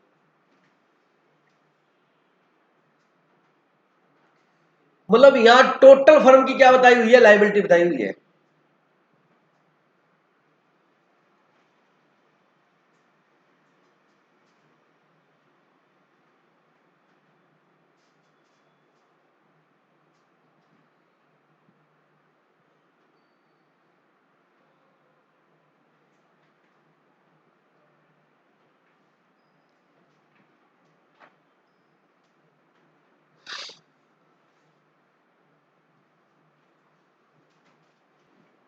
कुछ लैंग्वेज बड़ी टेक्निकल होती है। लाइबिलिटी फोर क्या लिखा है? फोर का मतलब के लिए, एडमिशन बाय पार्टनर मतलब पार्टनर या एडमिशन के टाइम क्या लाइबिलिटी रहेगी? An admission that is acknowledgement, acknowledgement का मतलब, एक्नॉलेजमेंट क्या होती है? उसकी नॉलेज में वो बात लग, और रिप्रेजेंटेशन मतलब उसको बात को रिप्रेजेंट करना, एन एडमिशन और representation made by a partner concerning the affair of the firm is evidence against the firm if it is made in the ordinary course of business। मतलब कोई पार्टनर एडमिट हुआ है, उसका कब आप partnership का जो वर्क है, जो काम है, उसके अफेयर के बारे में क्या कर रहे हो? नॉलेज ले रहे हो। उसको एडमिट किया, उसके बारे में बता रहे हो कि अपने ऐसे ऐसे काम करते हैं, ये हमारे फर्म का काम है, ये परचेज होती है, ये सेल होती है, ये काम करता है, ये काम करता है। अब वो क्या बन गया? उसके बारे में फर्म को उसको क्या होगी? नॉलेज होगी। अब वो क्या बन गया? फर्म का पार्टनर। फर्म का पार्टनर बनते ही उसको सारे अधिकार मिल जाएंगे, मिल जाएंगे। उसकी इम्प्लाइड अथॉरिटी मिल जाएगी, मिल जाएगी। उसकी ड्यूटी क्रिएट हो जाएगी, बिल्कुल हो जाएगी। उसके राइट मिल जाएंगे, मिल जाएंगे। क्लियर है ये बात? The firm is liable, the firm is liable and bound by such admission और रिप्रेजेंटेशन बाय एनी पार्टनर। मतलब जो एडमिशन किया है और जो पार्टनर के लिए जो आपने उसको एंटर किया है, उसके जो इम्प्लाइड अथॉरिटी है वो सब देने के लिए फर्म क्या है? लाइबल है। समझ आई मेरी बात? फर्म उसको इम्प्लाइड अथॉरिटी देने के लिए क्या है? लाइबल है। उसको मिलेंगे वो अधिकार। अरे बोलो मेरी बात समझ आएगी नहीं? ठीक है। बट एडमिशन और representation made by partner beyond the scope is implied authority with not bind of the firm. फिर वो पार्टनर जो है, अगर वो कोई वर्क करता है बियॉन्ड द अथॉरिटी जाके, उसके लिए फर्म लाइबल नहीं है। मेरी बात समझे कि नहीं समझे मेरी बात? मतलब सिंपल सा मैटर है कि नया पार्टनर एडमिट हुआ, क्या हुआ बेटा? नया पार्टनर, तो उसने एक्नॉलेज किया, आपको बताया, रिप्रेजेंट किया फर्म का काम के बारे में, तो ये उसकी ड्यूटी बनती है, फर्म की लायबिलिटी मिलती है कि उसको इम्प्लाइड अथॉरिटी मिलेगी, बिल्कुल मिलेगी। ठीक है। तो वो इम्प्लाइड अथॉरिटी जो उसको मिली है, किसको बेटा? पार्टनर को। ठीक है। अब वो इम्प्लाइड अथॉरिटी में रह के कोई काम करता है तो उसके लिए कौन जिम्मेवार है? फर्म जिम्मेवार है। बात समझाएगी? अगर वो इम्प्लाइड अथॉरिटी में रह के कोई काम करता है, हेलो, नया पार्टनर आया, सुन लो सिंपल लैंग्वेज में, तुषार नया पार्टनर आया, उसको इम्प्लाइड अथॉरिटी में रह के उसने कोई वर्क किया, तो उस वर्क के लिए कौन जिम्मेवार है? फर्म जिम्मेवार है। अगर उसने इम्प्लाइड अथॉरिटी से बाहर जाके काम किया तो फर्म जिम्मेवार नहीं। समझ आ गया, नए पार्टनर से। Liability for the notice to a partner, liability for the notice to a partner, notice to a partner operate as a notice to the firm. समझ आ गया, कहता है कि ये पार्टनर की liability for the notice to a partner, कि अगर किसी बात का सूचना देनी है, कोई बतानी है, तो आपको पार्टनर को क्या देना पड़ेगा। यहाँ लाइबिलिटी को ना पेमेंट करने की लाइबिलिटी मत समझो, वो सारी लाइबिलिटी बता रहा है। अब देखो बड़ा क्या, लाइबिलिटी फॉर द नोटिस, मतलब नोटिस देने की उसकी क्या है, जिम्मेवारी है, वो इसको भी लाइबिलिटी बोल रहा है। मेरी बात समझे या नहीं समझे। तुम पैसे की देने वाली चीज को लाइबिलिटी मत, मतलब लाइबिलिटी एक कॉमन वर्ड यूज हो रहा है, अकाउंट थोड़ा पढ़ रहे हो। अरे बोलो भाई, मतलब यहाँ इसकी क्या है, नोटिस देने की जिम्मेवारी है, liability for the notice to a partner, notice to a partner operate as a notice to the firm. किसी पार्टनर को मान लो इनकम टैक्स डिपार्टमेंट ने नोटिस भेज दिया, तो इसका मतलब क्या हुआ, उस पार्टनर ने लिया, तो इसका मतलब फर्म को ही भेजा उसने। बोलो बात समझ आएगी। Provide the following condition are satisfied, the notice is given an active partner, the notice must be of any matter relating to the affair of the firm, firm के कार्यों से संबंधित होना चाहिए। There must be not be any fraud committed or the firm with the consent of that partner। मेरी बात समझ आ गया, मतलब फर्म को कोई नोटिस देना है, तो आपने किसी पार्टनर को नोटिस दे दिया, तो ये माना जाएगा कि आपने नोटिस किसको दे दिया। अब जैसे मान लीजिए आपके घर पे शादी है, तो वो एक इनविटेशन कार्ड दे के जाते, तो आपके फादर साहब के नाम से दे दिया, आप कहते मैं तो जाता नहीं, अब मैं नहीं जाता शादी में, मेरा नाम तो लिखा ही नहीं कार्ड के ऊपर। इसका मतलब क्या हुआ भाई, आपके फादर साहब को बोल दिया, तो इसका मतलब पूरी फैमिली को ही बोल दिया। मेरी बात समझे या नहीं समझे, और ना भी बोला तो हम भी तैयार होते हैं, कोई बात नहीं चलिएगा, आई बात समझे। सुनो, तो कहता है notice given by active partner, notice किसको दिया गया हो, नोटिस मस्ट बी, और फर्म के कार्यों से संबंधित होना चाहिए। बोलो बेटा। थर्ड कहता है there must not be any fraud committed on the firm with the consent of that partner, मतलब उसी पार्टनर ने फर्म पे फ्रॉड किया था और उसने सहमति दी थी फ्रॉड की, और उसी व्यक्ति को आप नोटिस दे रहे हो किसी काम से रिलेटेड।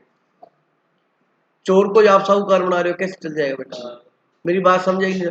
फिर उसका नोटिस किसको देना पड़ेगा, अदर पार्टनर को बताना पड़ेगा। मेरी बात समझे या नहीं समझे। हाँ, तो अगर वो इलीगल काम कर रहा है, फिर उसको नोटिस देने का फायदा नहीं है, उसका डिस्ट्रैक्शन होगा फिर। मेरी बात समझे या नहीं समझे। अब आता है liability for wrongful act of a partner, अगर किसी पार्टनर ने रोंगफुल काम किया, कोई गलत काम किया, तो सुनना, अगर उसने ऑर्डिनरी ऑफ बिजनेस में किया, ठीक है, तो भैया उसके लिए फर्म जिम्मेवार रहेगी। कौन जिम्मेवार रहेगी, फर्म। और पर्सनल कैपेसिटी में किया तो वो खुद जिम्मेवार है। The firm is liable for the wrongful act और ओमिशन ऑफ ए पार्टनर और subject to the following condition, मतलब अगर उसने रोंगफुल काम किया, फर्म जिम्मेवार है, या कोई चीज करनी भूल गया है, गलती से कुछ हो गया, तो उसके लिए फर्म जिम्मेवार है। सब्जेक्ट टू कंडीशन क्या है, मतलब ये शर्त है। Number 1, when the wrongful act are done while acting in the ordinary course of the business of the firm और विद द अथॉरिटी इज को पार्टनर, मतलब उसको ये परमिशन थी काम करने की, मतलब उसकी इम्प्लाइड अथॉरिटी थी। समझ आ गया। और ऑर्डिनरी कोर्स ऑफ बिजनेस में किया है, मतलब उसने अपने अधिकार से बाहर जाके नहीं किया। उसके बाद next, such act cause loss or injury to any other party or any penalty or is incurred, मतलब उसके उस काम से किसी पार्टी को क्या हुआ है, नुकसान हुआ है, तो उसकी भरपाई फर्म करेगी। या कोई गलत काम किया उसने इलीगल, उसमें क्या क्या इनकम टैक्स डिपार्टमेंट ने या जीएसटी डिपार्टमेंट ने या किसी भी डिपार्टमेंट ने उसके ऊपर क्या लगा दी, पेनल्टी लगा दी, तो फर्म बियर करेगी बेटा। फर्म कोई नेचुरल पर्सन थोड़ा होता है, काम कौन करता है, फर्म के पार्टनर ही करते हैं। तो गलत काम फर्म के पार्टनर ने किया, इसका मतलब किसने किया, फर्म ने किया, तो पेनल्टी किस पे लगेगी, फर्म पे लगेगी। बोलो बात समझ आएगी नहीं, क्लियर है। Liability for misapplication of money, मतलब क्या हुआ, देखो बेटा, misapplication of money, the firm is liable to make good the loss caused to a third party, मतलब अगर कोई लॉस हुआ है थर्ड पार्टी को, तो उसका जिम्मेवारी सही करने की किसकी है, फर्म की है। समझ आ गया। Due to misapplication of the money और property by a partner in the following cases, मान लीजिए कोई प्रॉपर्टी या पैसा था, वो थर्ड पार्टी ने पार्टनर को दिया, और उस पार्टनर उस पैसे का क्या कर लिया, मिस यूज, अपने पर्सनल काम के लिए ले गया। तो तो इसका मतलब ये नहीं है, मान लो उसने कोई ऑर्डर दिया था और वो पेमेंट पार्टनर को दे दी, पार्टनर उसका पर्सनल यूज कर गया, गमन कर गया, चला गया, जो भी है, तो अब फर्म ये नहीं कह सकती भाई हमारी जिम्मेवारी है, उस पार्टनर से बात करो, नहीं, फर्म की जिम्मेवारी है, फर्म को देना पड़ेगा वो। बोलो बात समझ आएगी नहीं आएगी? कहता अगर ये जिम्मेवारी फर्म की है, लेकिन ये केस है where the partner acting within his apparent authority receiving money और property from the third party and the misapplied it. अगर वो उससे रिसीव करता है पैसा वगैरह या प्रॉपर्टी और उसका मिस अप्लाई करता है, where a firm is the cause of the business receiving money or property from the third party and the money or property misapplied by any of the partner while it is in the custody of the firm। मतलब वो पैसा पड़ा भी कहाँ था, firm में, लेकिन फिर भी कोई पार्टनर उसका क्या कर गया, मिस यूज करके अपने पर्सनल, तो भी उसके लिए जिम्मेवार कौन है, फर्म है। तो थर्ड पार्टी ने कोई पार्टनर को पैसा दिया, उसने मिस अप्लाई कर दिया, या फर्म के पास कस्टडी में पैसा था तो वो मिस अप्लाई कर दिया, तो उसमें थर्ड पार्टी का कोई नुकसान नहीं है, तो फर्म को उसको पूरा करना पड़ेगा। ये लायबिलिटी किसकी है, फर्म की। कोई डाउट है तो बता दो, दोबारा सुनो एक बार। रिस्ट्रिक्शंस वाला समझ आ गया, बढ़ाना या घटाना उसकी लायबिलिटी, उसकी इच्छा है। उसके बाद क्या था, इमरजेंसी वाली होगी। उसके बाद क्या है, द नेम ऑफ फर्म के नाम से कोई काम हुआ है तो उसके लिए जिम्मेवार कौन रहेगी, फर्म। और कोई नया पार्टनर एडमिशन हुआ है तो वो इम्प्लाइड अथॉरिटी में काम करता है तो उसके लिए जिम्मेवार कौन है, फर्म है। अगर उससे बाहर करता है तो फर्म जिम्मेवार नहीं है। उसके बाद है ये नोटिस देने की लायबिलिटी है बेटा। उसके बाद रॉन्गफुल एक्ट कोई पार्टनर करता है तो उसके लिए कौन जिम्मेवार है, फर्म जिम्मेवार है। और मिस एप्लीकेशन करता है मनी का, उसके लिए भी कौन जिम्मेवार है, फर्म जिम्मेवार है। कोई डाउट है क्या, नहीं। नेक्स्ट देखिएगा chapter number 6, reconstitution of firm. बहुत ज्यादा इजी है। रिकंस्टिट्यूशन ऑफ क्या है, फर्म, मतलब फर्म का दोबारा से पुनर्गठन होना, दोबारा बनना। बेटा 3 पार्टनर है, एक चला गया तो रिकंस्टिट्यूट हो गया, 3 है एक आ गया तो कितने हो गए, 4, तो भी क्या हो गया, रिकंस्टिट्यूट हो गया। पीएसआर में क्या हो गया, चेंज हो गया, तो भी क्या हो गया, मतलब उनका दोबारा से, देखो पार्टनरशिप चल रही है, उसमें कोई चेंज हो गया फर्म के अंदर, तो क्या हो जाता है, वो बंद नहीं हुई, पुराना पहले रेशियो था 5:3 का, 5:3 में पार्टनर थे। अब एक नया पार्टनर आ गया सी, तो पहली बात अब रेशियो हो गया 2:4:3 हो गया, तो रेशियो चेंज हो गया, पार्टनर चेंज हो गए, तो फर्म दोबारा से नए रेशियो से चलेगी। बोलो नए रेशियो से चलेगी, तो अब ये क्या हो गया, रिकंस्टिट्यूट हो गया, मतलब पूरा दोबारा से पुनर्गठित हो गई, दोबारा बन गई। ठीक है, पुराने वाली जो कॉन्ट्रैक्ट था उसमें क्या हो गया, चेंज हो गया। तो अब ये सब देखा, इसके अंदर लिखा हुआ है reconstitution of firm means A change in the relation between the partner and change in the composition of the firm. मतलब क्या हो गया, पार्टनर के रिलेशन में चेंज हो गया या उसके कंपोजिशन में चेंज हो गया। मतलब पहले एबीसी थे, अब रिलेशन क्या हो गया, एबीसी का हो गया, वो एक नया पार्टनर आ गया, उनका रेशियो चेंज हो गया, एसेट लायबिलिटी मिल गई, गुडविल का पैसा बट गया, समझ लो, करंट अकाउंट था, और था, ये था, सब में क्या कर दिया आपने, कंपोजिशन में क्या कर दिया, चेंज कर दिया। राइट ड्यूटी भी चेंज हो जाएगी जब 2 से 3 होंगे, तो कहता भैया अब आधी ड्यूटी तेरी, उसकी जो 3 हो गए ना, अब ये संभालेगा ये बड़ा काम, या 3 से 2 हो गए तो कहता है इसका काम जो था वो अपने को संभालना पड़ेगा। तो राइट ड्यूटी भी क्या होंगी, आपस में चेंज होंगी। The reconstitution of the firm में take place in any of the following way. कहता है इस तरीके से फर्म का क्या होता है, रिकंस्टिट्यूशन होता है। Number 1, admission of a partner. अगर कोई नया पार्टनर होता तो फर्म पुराने पार्टनरशिप क्या हो जाती, खत्म, और नई पार्टनरशिप क्या होती, स्टार्ट। पहले पार्टनरशिप 2 की थी, वो हो जाती खत्म, और अब 3 वाली स्टार्ट होगी, तो अब से क्या होता है, रिकंस्टिट्यूशन। अब देखो बेटा, subject to the provision of section 30, ठीक है, a person may be introduce as partner in the firm in any of the following way. कहता है कि एक नए, अब बीच में तो बता तो रिकंस्ट्रक्शन करा था, लेकिन अब बीच में ये बता रहा है कि नया पार्टनर कैसे बना सकते हैं, तो डिटेल लेते हैं थोड़ा सा। तो कहता है सबकी, किससे बेटा, पार्टनर, सभी पार्टनर की सहमति से। और दूसरा, इन जो डीड में लिखा हुआ है, डीड में लिख दिया कि नया पार्टनर बनाने के लिए हमें ये प्रोसीजर फॉलो करेंगे, तो फिर प्रोसीजर को फॉलो करो। अब मान लो उसमें लिखा हुआ है कि मेजोरिटी पार्टनर यस कर देंगे तो हम पार्टनर बना लेंगे, बना लेंगे। तो कहता है या तो वो सभी क्या हो जाए, all partner agree in accordance with the contract between the partners or provision of the partnership deed. The new admit partner is known as the incoming partner. बोलो बात समझ आएगी नहीं। लाइबिलिटी ऑफ न्यू पार्टनर सबको पता है। Liability of new partner क्या होगी, जो पार्टनर की लाइबिलिटी होती है वही उसकी लाइबिलिटी होगी। कैपिटल भी लाएगा, गुडविल के लिए पैसा भी लाएगा। बोलो बेटा, a person who is introduced as a partner into firm does not thereby become liable for any act or the firm done before the become a partner। सबको पता है, पार्टनर बनने से पहले जो भी कार्यक्रम हुआ, जो भी लाइबिलिटी थी, उसके लिए वो जिम्मेवार नहीं है। मैं तो आज आया हूँ, आज के बाद वाले में जिम्मेवार हूँ। आज से पहले लॉस था वो तुम्हारा है, आज से पहले प्रॉफिट था वो भी तुम्हारा है। बहुत गलत बात है, ऐसे ही है। आज से पहले गुडविल थी वो भी तुम्हारी है। The generally the liability of a new partner in a firm commence from the date his admission. बोलो गलत बात है, सही सही है। उसका कब से स्टार्ट होती है लाइबिलिटी? एडमिशन की डेट से।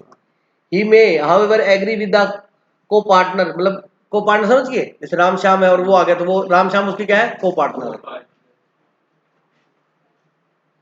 Agree with the copartner to liable the pre existing date, मतलब वो जब एडमिटर हुआ तो वो अपने को पार्टनर से एग्रीमेंट करके जो पहले के क्या ले रखे हैं? लोन ले रखे हैं, तो उनमें उन लोन में पेमेंट करने के लिए क्या हो सकता है? एग्री हो सकता है। वो तो होता ही है बेटा।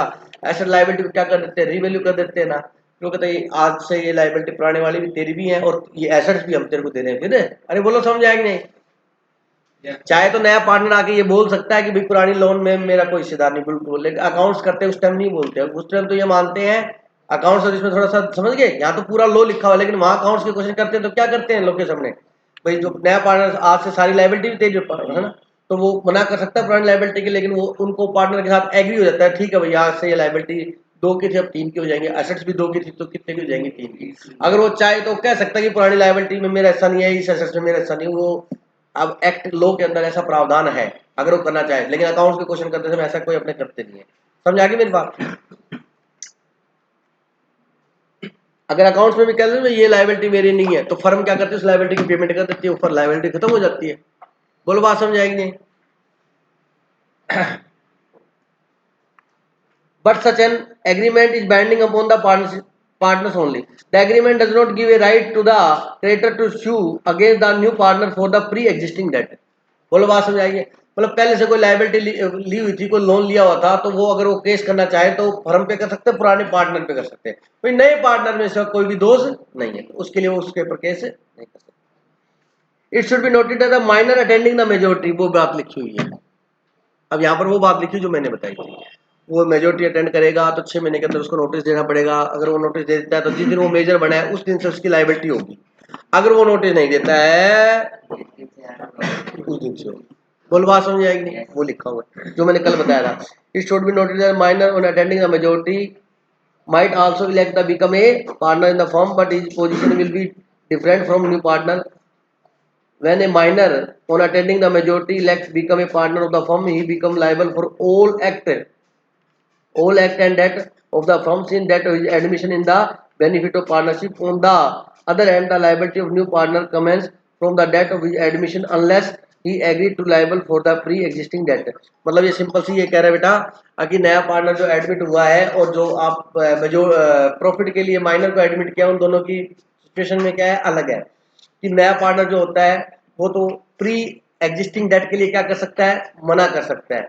लेकिन जो मेजोरिटी से पार्टनर बनाया तो पहले से पार्टनर था, तो उसकी प्री एग्जिस्टिंग में भी उसका हिस्सेदारी थी। लेकिन ध्यान से सुनना, पहले की लायबिलिटी के लिए वो जिम्मेवार नहीं होता। मैं क्लियर कर देता हूँ ये बात, आपको यहाँ लिखी हो चाहे नहीं लिखी हो।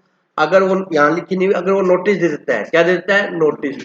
तो जिस दिन वो मेजोरिटी हुआ है उस दिन से वो जिम्मेवार है बेटा। समझ आ गया? अगर उसने नोटिस नहीं दिया तो फिर वो कहां से जिम्मेवार होगा? बैक डेट से। ये ध्यान रखना, ठीक है? हालांकि यहाँ था रिकंस्टिट्यूशन ऑफ फर्म, इसने यहाँ डिटेल दे दी। नंबर 1 रिकंस्टिट्यूशन मतलब दोबारा फर्म बंद, पार्टनरशिप बंद होकर नई पार्टनरशिप बनना। कैसे बनेगी? एडमिशन पे। अब एडमिशन कैसे होता है ये बताया हुआ नीचे, कोई डाउट है किसी को?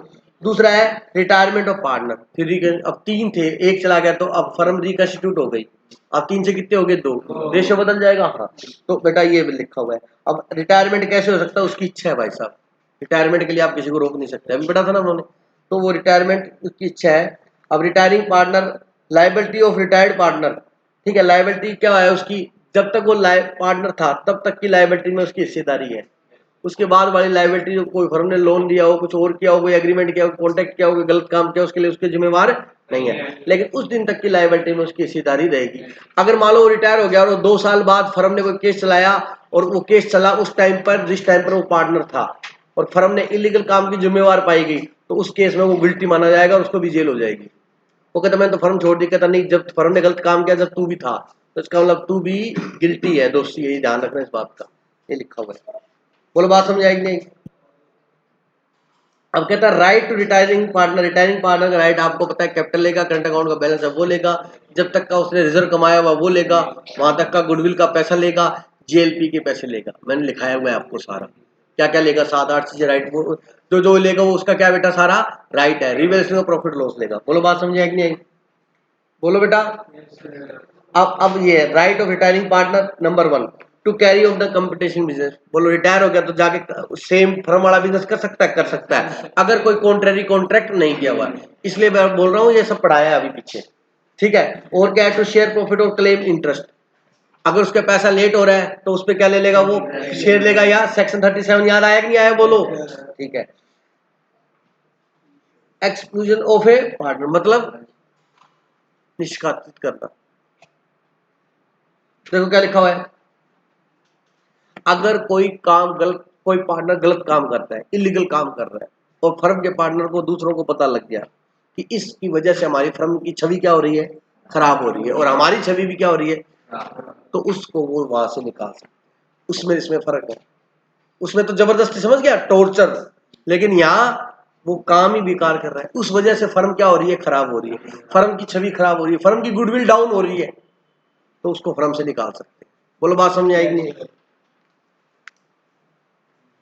इंसॉल्वेंसी ऑफ ए पार्टनर, तो बेटा अगर कोई पार्टनर क्या हो गया, इंसॉल्वेंट हो गया, तो बेटा फिर कोर्ट आएगा, तो जितना उसका पैसा लगा हुआ है फर्म में, ठीक है, मान लीजिए कोई पार्टनर इंसॉल्वेंट हो गया, फर्म का पैसा वो पे करेगा, अगर फर्म उसके हिस्से में मान लो उसकी कैपिटल है 2 लाख, रिजर्व आए 50,000, ठीक है, टोटल कितने हो गए, 2.5 लाख, अब उसकी अकाउंटेबिलिटी आ गई 4 लाख, मतलब फर्म से लेने 2.5 और देने कितने हैं, अब 4 है तो 1.5 लाख उसकी पर्सनल स्टेट में से लेंगे, किसमें से लेंगे, पर्सनल स्टेट उसकी 10 जा रही है, मान लो 10 जा रही है तो 10,000 ले लेंगे, और बाकी जो है वो गया, वो इंसॉल्वेंट डिक्लेयर हो जाएगा। बाकी इंसॉल्वेंट डिक्लेयर होने के बाद वो लॉस कितना हुआ फर्म को, 140, वो लॉस कौन बियर करेगा, रिमेनिंग पार्टनर, कौन, रिमेनिंग पार्टनर बियर करेंगे। बोलो बात समझ आएगी? ये लिखा हुआ है, पार्टनर की डेथ हो जाए, आपको सबको पता है डेथ में क्या होगा, ये करवाया हुआ है बेटा, इसलिए बोल रहा हूं मैं आपको, डेथ में क्या होगा बताओ, उसका एग्जीक्यूटर पेमेंट लेगा, और उसकी क्या ड्यूटी है, क्या राइट है, ड्यूटी है, वहां तक के लॉस, वहां तक का कोई लाइबिलिटी है उसके लिए वो जिम्मेवार है उसका बेटा, उसका एग्जीक्यूटर, और वहां तक का प्रॉफिट, वहां तक का रिवर्स का प्रॉफिट, गुडविल, जेएलपी, उन सब के लेने का वो अधिकारी है। आई बात समझ आई नहीं? और वहां तक का उसको इंटरेस्ट भी मिलेगा बेटा, ठीक है, ये आप रीड करके आओगे इंटरेस्ट वाला, बिल्कुल सिंपल है। रिकंस्टिट्यूशन में ये लिख दिया इसने, क्या लिखा बेटा, एडमिशन लिखा है, और क्या लिखा है, रिटायरमेंट के बारे में। रिटायरमेंट में फिर टॉपिक क्या बनाए, रिटायर हुआ है, डेथ हो गई, और क्या होगी, इंसॉल्वेंट हो गई, इसको रीड कर लोगे ना, चलिए बिल्कुल सिंपल है, ये सब अकाउंट्स में हमने किया था, डेथ और रिटायरमेंट के अंदर। नेक्स्ट देखिएगा, सुनो सुनो सुनो, dissolution of firm and partnership, सुनो बेटा,